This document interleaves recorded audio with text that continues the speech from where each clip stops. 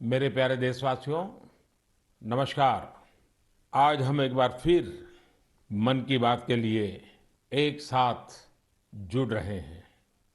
2 दिन बाद दिसंबर का महीना भी शुरू हो रहा है और दिसंबर आते ही साइकोलॉजिकली हमें ऐसा ही लगता है कि चलिए भाई, साल पूरा हो गया।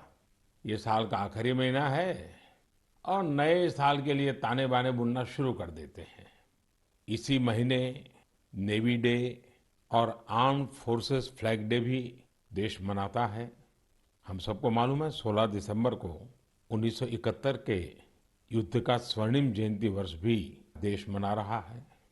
मैं इन सभी अवसरों पर देश के सुरक्षा बलों का स्मरण करता हूं, हमारे वीरों का स्मरण करता हूं और विशेष रूप से ऐसे वीरों को जन्म देने वाली वीर माताओं का स्मरण करता हूं। हमेशा की तरह इस बार भी मुझे नमो ऐप पर, माय गॉव पर आप सबके ढेर सारे सुझाव भी मिले हैं। आप लोगों ने मुझे अपने परिवार का एक हिस्सा मानते हुए अपने जीवन के सुख दुख भी साझा किए हैं। इसमें बहुत सारे नौजवान भी हैं, छात्र छात्राएं हैं। मुझे वाकई बहुत अच्छा लगता है कि मन की बात का हमारा ये परिवार निरंतर बड़ा तो हो ही रहा है, मन से भी जुड़ रहा है और मकसद से भी जुड़ रहा है। और हमारे गहरे होते रिश्ते हमारे भीतर निरंतर सकारात्मकता का एक प्रवाह प्रवाहित कर रहे हैं। मेरे प्यारे देशवासियों, मुझे सीतापुर के ओजस्वी ने लिखा है कि अमृत महोत्सव से जुड़ी चर्चाएं उन्हें खूब पसंद आ रही हैं। वो अपने दोस्तों के साथ मन की बात सुनते हैं और स्वाधीनता संग्राम के बारे में काफी कुछ जानने का, सीखने का लगातार प्रयास कर रहे हैं। साथियों, अमृत महोत्सव सीखने के साथ ही हमें देश के लिए कुछ करने की भी प्रेरणा देता है। और अब तो देश भर में आम लोग हों या सरकारें, पंचायत से लेकर के पार्लियामेंट तक अमृत महोत्सव की गूंज है और लगातार इस महोत्सव से जुड़े कार्यक्रमों का सिलसिला चल रहा है। ऐसा ही एक रोचक प्रोग्राम पिछले दिनों दिल्ली में हुआ। आजादी की कहानी बच्चों की जुबानी। कार्यक्रम में बच्चों ने स्वाधीनता संग्राम से जुड़ी गाथाओं को पूरे मनोभाव से प्रस्तुत किया। खास बात ये भी रही कि इसमें भारत के साथ ही नेपाल, मॉरिशस, तंजानिया, न्यूजीलैंड और फिजी के स्टूडेंट्स भी शामिल हुए। हमारे देश का महारत्न ओएनजीसी ओएनजीसी भी कुछ अलग तरीके से अमृत महोत्सव मना रहा है। ओएनजीसी इन दिनों ऑयल फील्ड्स में अपने स्टूडेंट्स के लिए स्टडी टूर का आयोजन कर रहा है। इन टूर्स में युवाओं को ओएनजीसी के ऑयल फील्ड ऑपरेशंस की जानकारी दी जा रही है। उद्देश्य ये कि हमारे उभरते इंजीनियर राष्ट्र निर्माण के प्रयासों में पूरे जोश और जुनून के साथ हाथ बटा सके। साथियों, आजादी में अपने जनजातीय समुदाय के योगदान को देखते हुए देश ने जनजातीय गौरव सप्ताह भी मनाया है। देश के अलग अलग हिस्सों में इससे जुड़े कार्यक्रम भी हुए। अंडमान निकोबार द्वीप समूह में जारवा और ओंगे ऐसे जनजातीय समुदाय के लोगों ने अपनी संस्कृति का जीवंत प्रदर्शन किया। एक कमाल का काम हिमाचल प्रदेश में ऊना के मिनिएचर राइटर रामकुमार जोशी जी ने भी किया है। उन्होंने पोस्टेज स्टैम्प पर ही, यानी इतने छोटे से पोस्टेज स्टैम्प पर नेताजी सुभाष चंद्र बोस और पूर्व प्रधानमंत्री लाल बहादुर शास्त्री जी के अनोखे स्केच बनाए हैं। हिंदी में लिखे राम शब्द पर उन्होंने स्केच तैयार किए, जिसमें संक्षेप में दोनों महापुरुषों की जीवनी को भी उकेरा गया है। मध्य प्रदेश के कटनी से भी कुछ साथियों ने एक यादगार दास्तान गोई कार्यक्रम की जानकारी दी है। इसमें रानी दुर्गावती के अदम्य साहस और बलिदान की यादें ताजा की गई है। ऐसा ही एक कार्यक्रम काशी में हुआ। गोस्वामी तुलसीदास, संत कबीर, संत रैदास, भारतेंदु हरिश्चंद्र, मुंशी प्रेमचंद और जयशंकर प्रसाद जैसे महान विभूतियों के सम्मान में 3 दिनों के महोत्सव का आयोजन किया गया। अलग अलग कालखंड में इन सभी की देश की जन जागृति में बहुत बड़ी भूमिका रही है। आपको ध्यान होगा, मन की बात के पिछले एपिसोड्स के दौरान मैंने 3 प्रतियोगिताओं का उल्लेख किया था, कंपटीशन की बात कही थी। एक, देशभक्ति के गीत लिखना, देशभक्ति से जुड़ी, आजादी के आंदोलन से जुड़ी घटनाओं की रंगोली बनाना, और हमारे बच्चों के मन में भव्य भारत के सपने जगाने वाली लोरी लिखी जाए।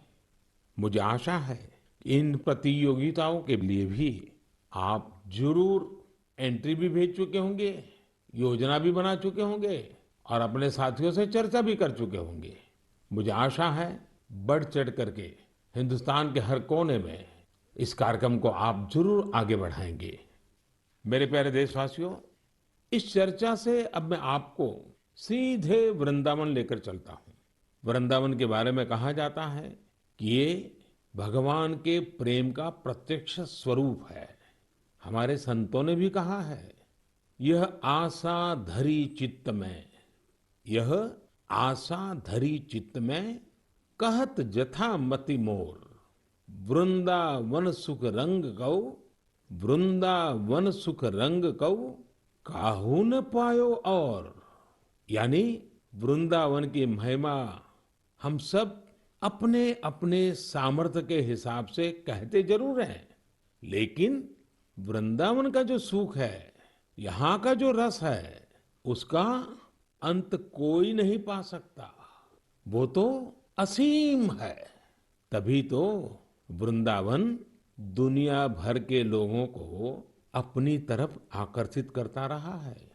इसकी छाप आपको दुनिया के कोने कोने में मिल जाएगी। पश्चिमी ऑस्ट्रेलिया में एक शहर है पर्थ। क्रिकेट प्रेमी लोग इस जगह से भली भांति परिचित होंगे, क्योंकि पर्थ में अक्सर क्रिकेट मैच होते रहते हैं। पर्थ में एक सेक्रेड इंडिया गैलरी, इस नाम से एक आर्ट गैलरी भी है। यह गैलरी स्वान वैली के एक खूबसूरत क्षेत्र में बनाई गई है और ये ऑस्ट्रेलिया की एक निवासी जगत तारिणी दासी जी के प्रयासों का नतीजा है। जगत तारिणी जी वैसे तो है ऑस्ट्रेलिया की, जन्म भी वहीं हुआ, लालन पालन भी वहीं हुआ, लेकिन 13 साल से भी अधिक समय वृंदावन में आकर के उन्होंने बिताया। उनका कहना है कि वे ऑस्ट्रेलिया लौट तो गई, अपने देश वापस तो गई, लेकिन वो कभी भी वृंदावन को भूल नहीं पाई। इसलिए उन्होंने वृंदावन और उसका आध्यात्मिक भाव से जुड़ने के लिए ऑस्ट्रेलिया में ही वृंदावन खड़ा कर दिया। अपनी कला को ही एक माध्यम बना करके एक अद्भुत वृंदावन उन्होंने बना लिया। यहाँ आने वाले लोगों को कई तरह की कलाकृतियों को देखने का अवसर मिलता है। उन्हें भारत के सर्वाधिक प्रसिद्ध तीर्थस्थलों वृंदावन, नवाद्वीप और जगन्नाथपुरी की परंपरा और संस्कृति की झलक देखने को मिलती है। यहाँ पर भगवान कृष्ण के जीवन से जुड़ी कई कलाकृतियां भी प्रदर्शित की गई हैं। एक कलाकृति ऐसी भी है जिसमें भगवान कृष्ण ने गोवर्धन पर्वत को अपनी छोटी उंगली पर उठा रखा है, जिसके नीचे वृंदावन के लोग आश्रय लिए हुए हैं। जगत तारिणी जी का यह अद्भुत प्रयास वाकई हमें कृष्ण भक्ति की शक्ति का दर्शन कराता है। मैं उन्हें इस प्रयास के लिए बहुत बहुत शुभकामनाएं देता हूं। मेरे प्यारे देशवासियों, अभी मैं ऑस्ट्रेलिया के पर्थ में बने वृंदावन के विषय में बात कर रहा था। ये भी एक दिलचस्प इतिहास है कि ऑस्ट्रेलिया का एक रिश्ता हमारे बुंदेलखंड के झांसी से भी है। दरअसल झांसी की रानी लक्ष्मीबाई जब ईस्ट इंडिया कंपनी के खिलाफ कानूनी लड़ाई लड़ रही थी, तो उनके वकील थे जॉन लैंग। जॉन लैंग मूल रूप से ऑस्ट्रेलिया के ही रहने वाले थे। भारत में रहकर उन्होंने रानी लक्ष्मीबाई का मुकदमा लड़ा था। हमारे स्वतंत्रता संग्राम में झांसी और बुंदेलखंड का कितना बड़ा योगदान है, ये हम सब जानते हैं। यहाँ रानी लक्ष्मीबाई और झलकारी बाई जैसी वीरांगनाएं भी हुई और मेजर ध्यानचंद जैसे खेल रत्न भी इस क्षेत्र ने देश को दिए हैं। साथियों, वीरता केवल युद्ध के मैदान में ही दिखाई जाए, ऐसा जरूरी नहीं होता। वीरता जब एक व्रत बन जाती है और उसका विस्तार होता है, तो हर क्षेत्र में अनेकों कार्य सिद्ध होने लगते हैं। मुझे ऐसी ही वीरता के बारे में श्रीमती ज्योत्सना ने चिट्ठी लिखकर बताया है। जालौन में एक पारंपरिक नदी थी, नून नदी। नून यहाँ के किसानों के लिए पानी का प्रमुख स्रोत हुआ करती थी। लेकिन धीरे धीरे नून नदी लुप्त होने की कगार पर पहुंच गई।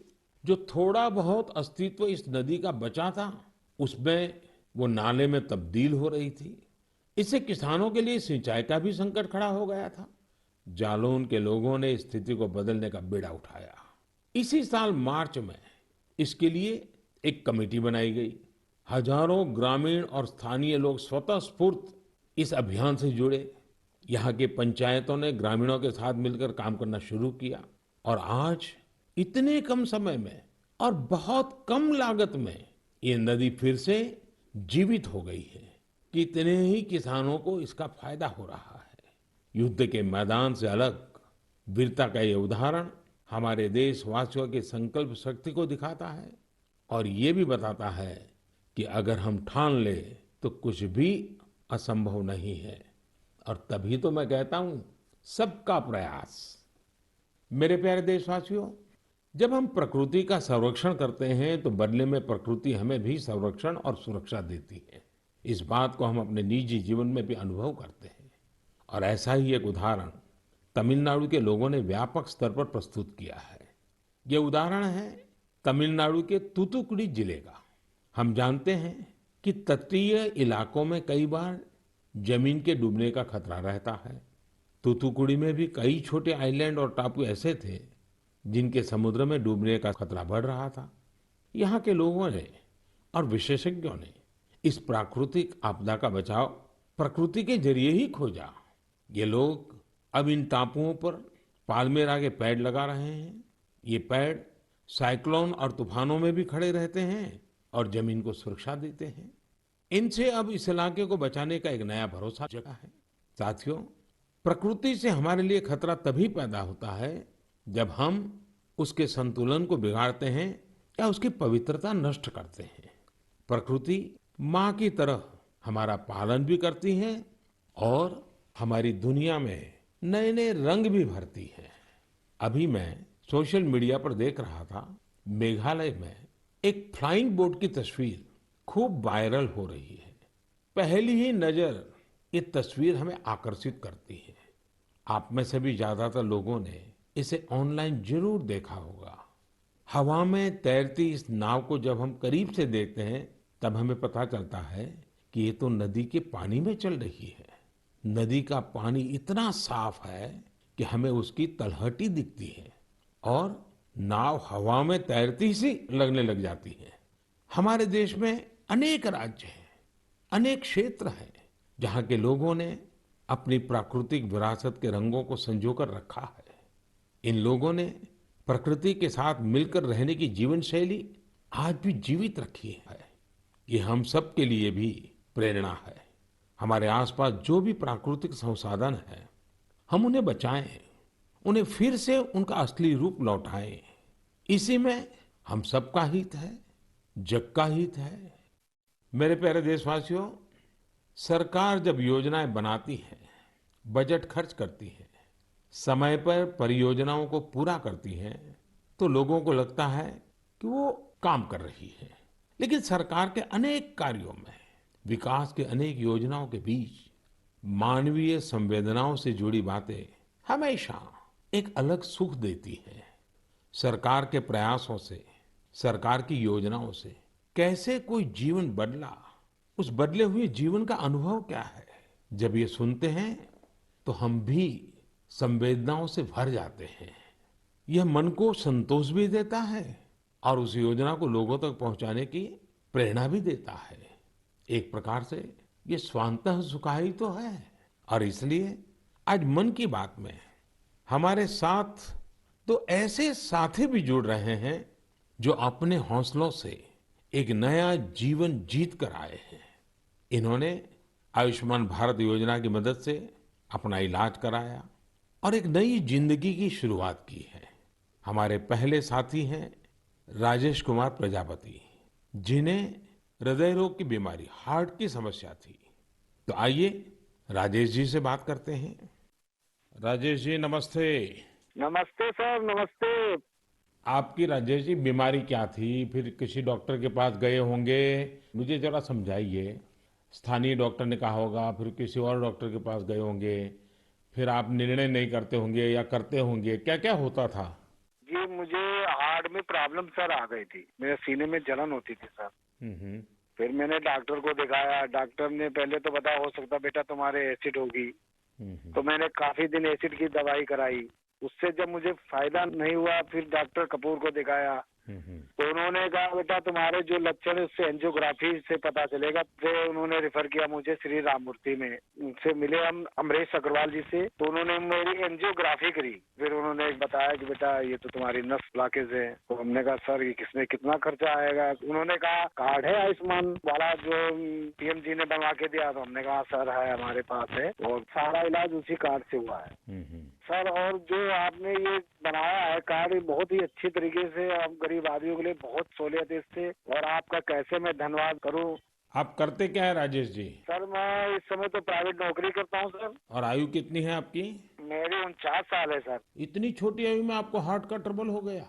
हाँ जी सर, क्या बताएं अब। आपके परिवार में भी पिताजी को या किसी माताजी को या इस प्रकार का पहले रहा है कि? नहीं सर, किसी को नहीं था सर। ये पहला है हमारे साथ ही हुआ है। ये आयुष्मान कार्ड भारत सरकार या कार्ड देती है गरीबों के लिए, एक बहुत बड़ी योजना है, तो ये आपको पता कैसे चला? सर ये तो इतनी बड़ी योजना है, गरीब आदमी बहुत इससे बेनिफिट मिलता है। वो इतना खुश है सर। हमने तो हॉस्पिटल में देखा कि इस कार्ड से कितना लोगों को सहूलियत मिलती है। जब डॉक्टर से कहता कार्ड मेरे पास है सर, तो डॉक्टर कहता ठीक वो कार्ड लेके आइए, मैं उसी कार्ड से आपका इलाज कर दूंगा। अच्छा, कार्ड न होता तो आपको कितना खर्चा बोला था डॉक्टर ने? डॉक्टर साहब ने कहा था बेटा इसमें बहुत सारा खर्चा आएगा बेटा अगर कार्ड नहीं होगा। तो मैंने कहा सर कार्ड तो है मेरे पास। तो उन्होंने कहा तुरंत आप दिखाइए। तो हमने तुरंत दिखाया, उसी कार्ड से सारा इलाज मेरा किया गया। मेरे एक पैसा नहीं खर्च हुआ। सारी दवाइयाँ भी उसी कार्ड से निकाली गई हैं। तो राजेश जी आपको अभी संतोष है, तबीयत ठीक है?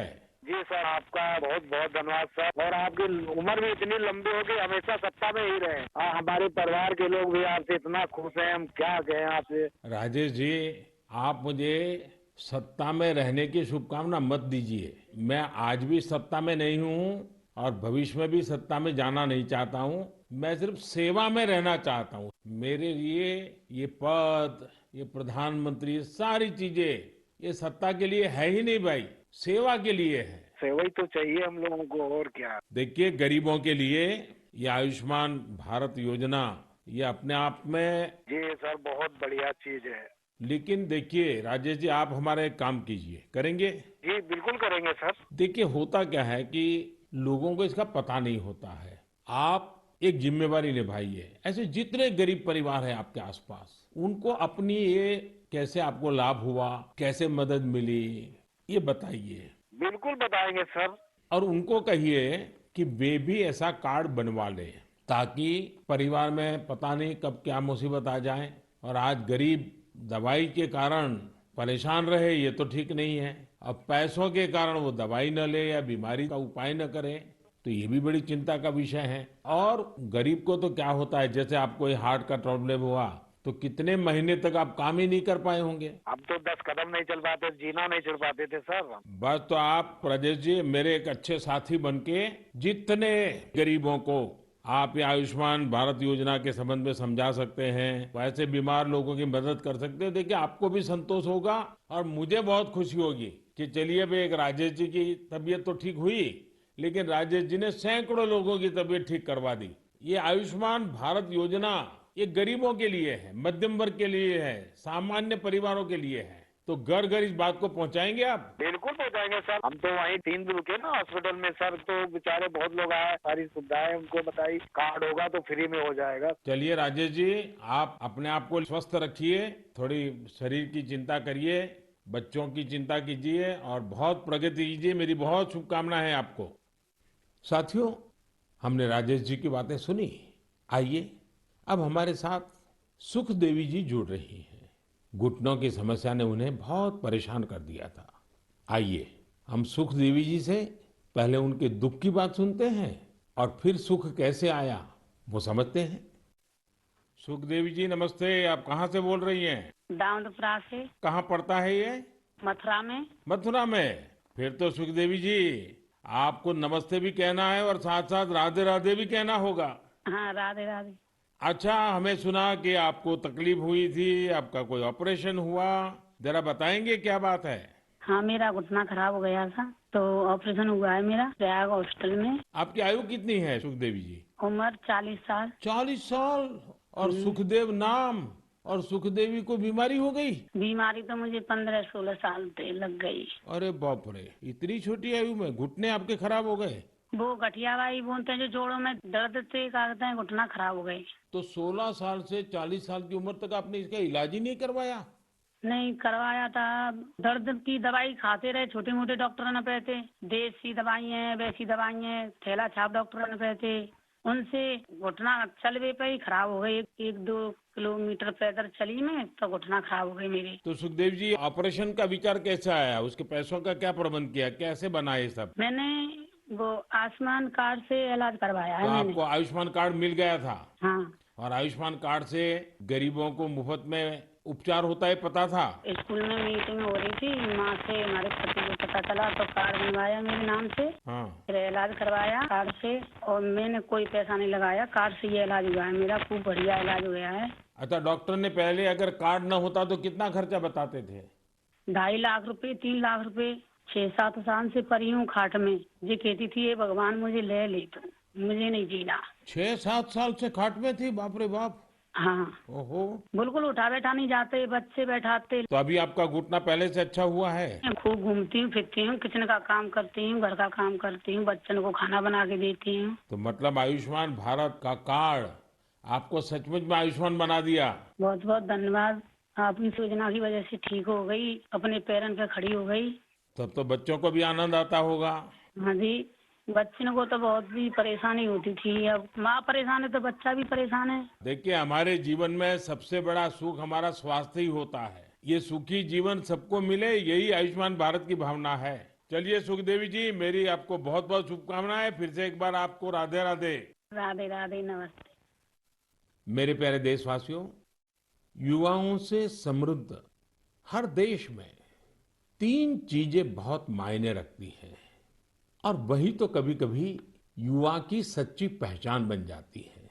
पहली चीज है आइडियाज और इनोवेशन।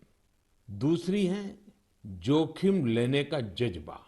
और तीसरी है कैन डू स्पिरिट, यानी किसी भी काम को पूरा करने की जिद, चाहे परिस्थितियां कितनी भी विपरीत क्यों ना हो। जब ये तीनों चीजें आपस में मिलती हैं तो अभूतपूर्व परिणाम मिलते हैं, चमत्कार हो जाते हैं। आजकल हम चारों तरफ सुनते हैं स्टार्टअप स्टार्टअप स्टार्टअप। सही बात है, ये स्टार्टअप का युग है। और ये भी सही है कि स्टार्टअप की दुनिया में आज भारत विश्व में एक प्रकार से नेतृत्व कर रहा है। साल दर साल स्टार्टअप को रिकॉर्ड निवेश मिल रहा है। ये क्षेत्र बहुत तेज रफ्तार से आगे बढ़ रहा है। यहाँ तक कि देश के छोटे छोटे शहरों में भी स्टार्टअप की पहुंच बढ़ी है। आजकल यूनिकॉर्न शब्द खूब चर्चा में है। आप सबने इसके बारे में सुना होगा। यूनिकॉर्न एक ऐसा स्टार्टअप होता है जिसका वैल्यूएशन कम से कम $1 बिलियन होता है, यानी करीब करीब 7,000 करोड़ रुपए से ज्यादा।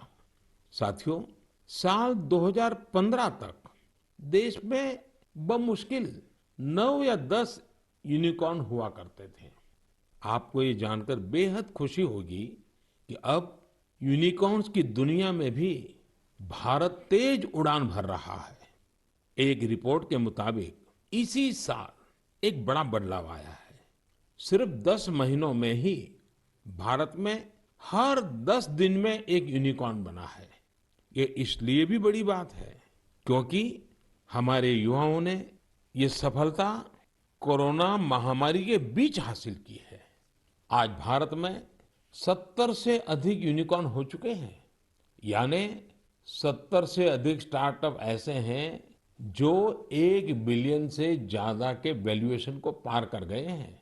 साथियों, स्टार्टअप की इस सफलता के कारण हर किसी का उस पर ध्यान गया है और जिस प्रकार से देश से, विदेश से, निवेशकों से उसे समर्थन मिल रहा है, शायद कुछ साल पहले उसकी कोई कल्पना भी नहीं कर सकता था। साथियों, स्टार्टअप्स के जरिए भारतीय युवा ग्लोबल प्रॉब्लम्स के समाधान में भी अपना योगदान दे रहे हैं। आज हम एक युवा मयूर पाटिल से बात करेंगे। उन्होंने अपने दोस्तों के साथ मिलकर पॉल्यूशन की प्रॉब्लम का सॉल्यूशन देने का प्रयास किया है। मयूर जी नमस्ते। नमस्ते सर जी। मयूर जी, आप कैसे हैं? बस बढ़िया सर, आप कैसे हो? मैं बहुत प्रसन्न हूँ। अच्छा, मुझे बताइए कि आज आप कुछ स्टार्टअप की दुनिया में हैं हाँ जी। और वेस्ट में से बेस्ट भी कर रहे हैं, हाँ जी। एनवायरनमेंट का भी कर रहे हैं। थोड़ा मुझे अपने बारे में बताइए, कि काम के बारे में बताइए और इस काम के पीछे आपको विचार कहाँ से आया? तो जब कॉलेज में था तभी मेरे पास मोटरसाइकिल था जिसका माइलेज बहुत कम था और एमिशन बहुत ज्यादा था। वो 2 स्ट्रोक मोटरसाइकिल था, तो एमिशन कम करने के लिए और उसका माइलेज थोड़ा बढ़ाने के लिए मैंने कोशिश चालू किया था कुछ 2011-12 में, और उसका मैंने करीब करीब 62 किलोमीटर पर लीटर तक माइलेज बढ़ा दिया था। तो वहां से मुझे ये प्रेरणा मिली कि कुछ ऐसा चीज बनाएं जो मास प्रोडक्शन कर सकते हैं, तो बाकी बहुत सारे लोगों को उसका फायदा होगा। तो 2017-18 में हम लोगों ने उसका टेक्नोलॉजी डेवलप किया और रीजनल ट्रांसपोर्ट कॉर्पोरेशन में हम लोगों ने 10 बसेस में वो यूज किया उसका रिजल्ट चेक करने के लिए, और करीब करीब हम लोगों ने उसका 40% एमिशन उसका कम कर दिया बसेस में।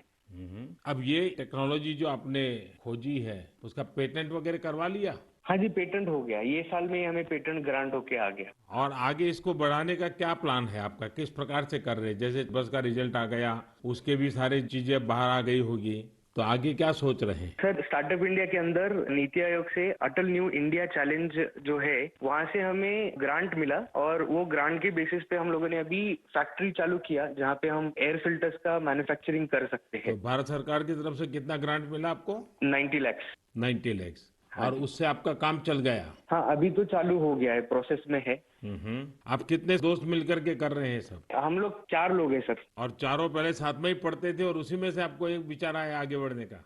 हाँ जी, हाँ जी, हम कॉलेज में ही थे, तो कॉलेज में हम लोगों ने ये सब सोचा और ये मेरा आइडिया था कि मेरा मोटरसाइकिल का एटलीस्ट पोल्यूशन कम हो जाए और माइलेज बढ़ जाए। अच्छा, पोल्यूशन कम करते हैं, माइलेज बढ़ाते हैं, तो एवरेज खर्च कितना बचता होगा? सर, मोटरसाइकिल पे हम लोगों ने टेस्ट किया, उसका माइलेज होता 25 किलोमीटर पर लीटर, वो हम लोगों ने बढ़ा दिया 39 किलोमीटर पर लीटर।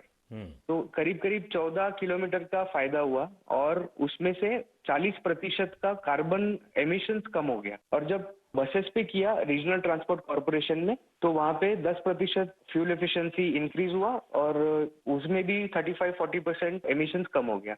मयूर, मुझे अच्छा लगा आपसे बात करके और आपके साथियों को भी मेरी तरफ से बधाई दीजिए कि कॉलेज लाइफ में खुद की जो समस्या थी, उस समस्या का समाधान भी आपने खोजा और अब उस समाधान में से जो रास्ता चुना, उसने पर्यावरण की समस्या को एड्रेस करने के लिए आपने बीड़ा उठाया। और ये हमारे देश के युवाओं का ये सामर्थ्य ही है कि कोई भी बड़ी चुनौती उठा लेते हैं और रास्ते खोज रहे हैं। मेरी तरफ से आपको बहुत शुभकामनाएं हैं। बहुत बहुत धन्यवाद। Thank you sir, thank you. साथियों, कुछ सालों पहले यदि कोई कहता था कि वो बिजनेस करना चाहता है या एक कोई नई कंपनी शुरू करना चाहता है, तब परिवार के बड़े बुजुर्ग का जवाब होता था, तुम नौकरी क्यों नहीं करना चाहते? नौकरी करो ना भाई। अरे नौकरी में सिक्योरिटी होती है, सैलरी होती है, झंझट भी कम होती है।